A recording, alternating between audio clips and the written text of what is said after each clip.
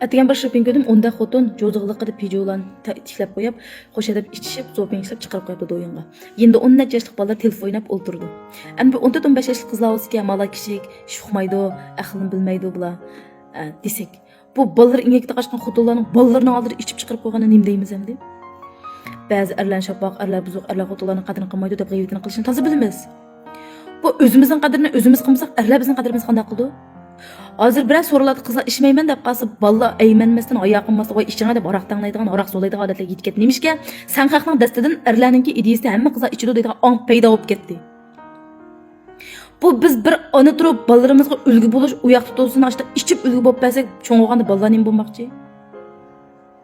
Ona degan onalik majburiyatini balaning oldida ado qilishi, uning yaxshi yo'lni boshlab menishi kerak. Özüңнің анылық мәжбүриятыңны ада қылышамысаң, балалар чоң болғанда балалық мәжбүриятын сен қақ ада қылышамда.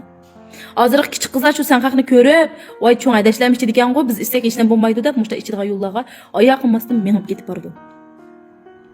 Ана оған декен, ана деген бір қолды бөшін тәуірес, бір қол дүнияны тәуірді деген мачоңларның мақал тәмсіздігі ұйыған келәлігідек жүріш. Балаларыңларға анылық мәсулиятыңларны ада қыла алайдыған, оның яқшы бір үлгі бола алайдыған болып жүріңлар. Әқанчы поқ еп жоңған болсаңлармы. 抖音